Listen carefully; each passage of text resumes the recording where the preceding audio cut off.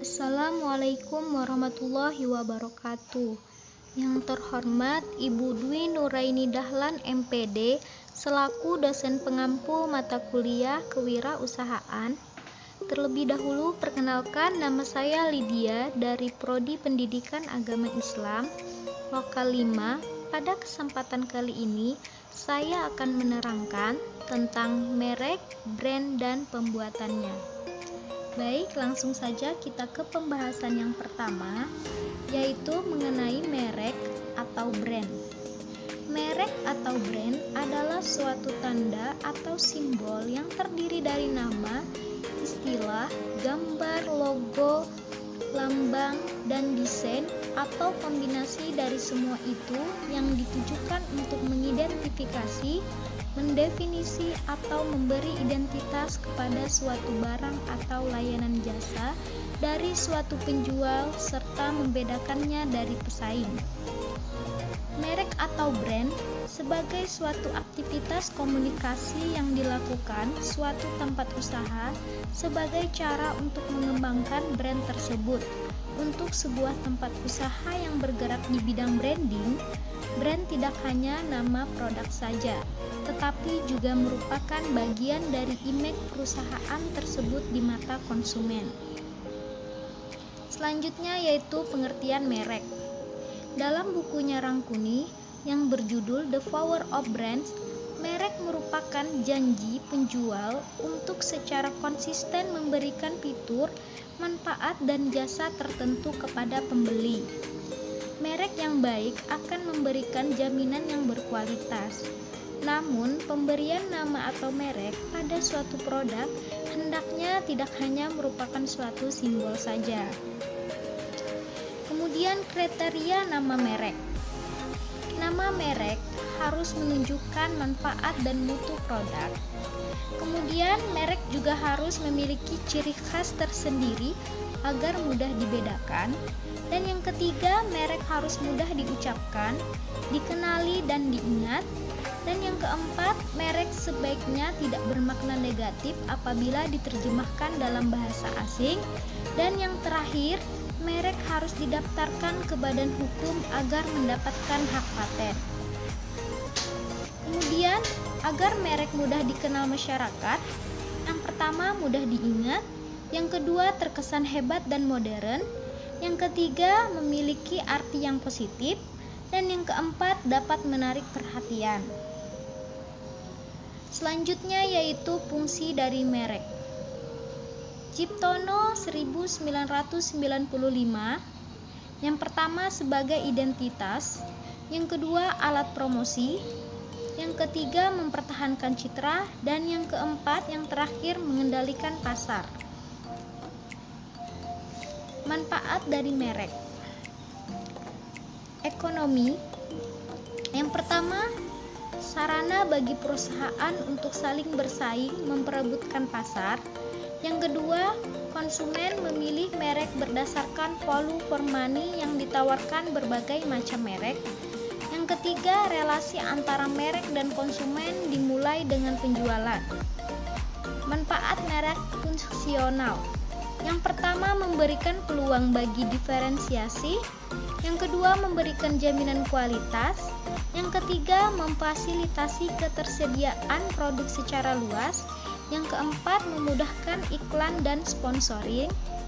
Manfaat merek psikologis. Yang pertama, penyederhanaan dari semua informasi produk yang perlu diketahui konsumen. Yang kedua, merek bisa memperkuat citra diri dan persepsi orang lain terhadap pemakai. Dan yang terakhir, brand simbolis. Selanjutnya, brand equity. Pengertian ekuitas merek menurut Kotler Armstrong 2003, ekuitas merek merupakan nilai suatu merek berdasarkan seberapa kuat merek tersebut mempunyai loyalitas merek, kesadaran konsumen akan nama merek, kualitas yang dipersepsikan, asosiasi merek, dan berbagai aset lainnya seperti paten, merek dagangan, dan hubungan jaringan distribusi lainnya. Kemudian Kemudian keuntungan ekuitas merek. Menurut Philip Kotler 2000, yang pertama, perusahaan akan menikmati biaya pemasaran yang kecil. Yang kedua, perusahaan akan mempunyai posisi yang lebih kuat dalam negosiasi dengan distributor dan pengecer. Yang ketiga, perusahaan dapat mengenakan harga yang lebih tinggi daripada pesaingnya. Dan yang terakhir, perusahaan akan lebih mudah untuk meluncurkan perluasan merek. Kemudian, peran brand equity. Peran brand bagi konsumen yang pertama, menambah atau mengurangi nilai yang dirasakan konsumen, kemudian dapat memberikan nilai lebih. Peran brand equity bagi perusahaan yaitu meningkatkan marginal flow produk yang ditawarkan, memberikan margin yang lebih tinggi kepada perusahaan, menyediakan sebuah platform untuk pertumbuhan perusahaan, dan yang terakhir meningkatkan program pemasaran produk. Kemudian cara mengukur ekuitas merek.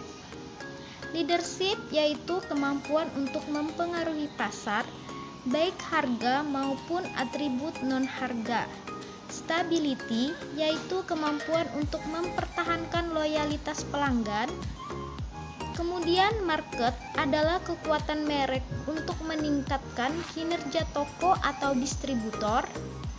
Selanjutnya tren merek menjadi semakin penting dalam industri. Kemudian support adalah besarnya dana yang dikeluarkan untuk mengkomunikasikan merek. Dan yang terakhir protection, merek tersebut mempunyai legalitas. Selanjutnya metode mengukur ekuitas merek. Yang pertama, komponen pembentukan ekuitas merek dari Eicher. Yang kedua, metode Conjoint Analysis Distress Chase Modeling Srinivasan 1979. Yang pertama, metode Interbrand. Yang kedua, metode Segment Wisselogit Model.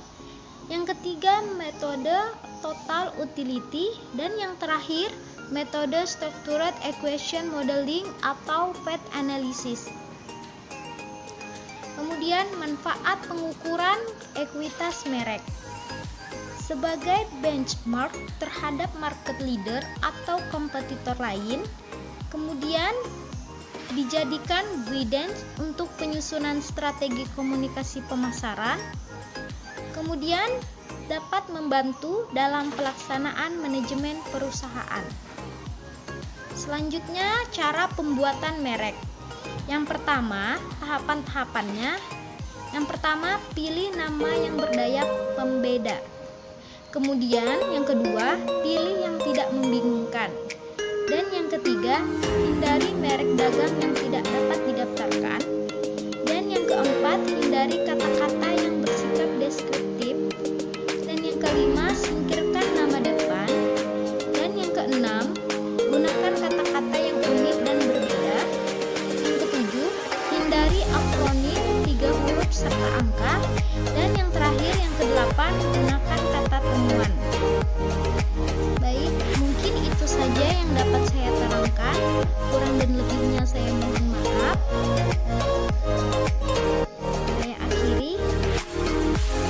Wassalamualaikum warahmatullahi wabarakatuh.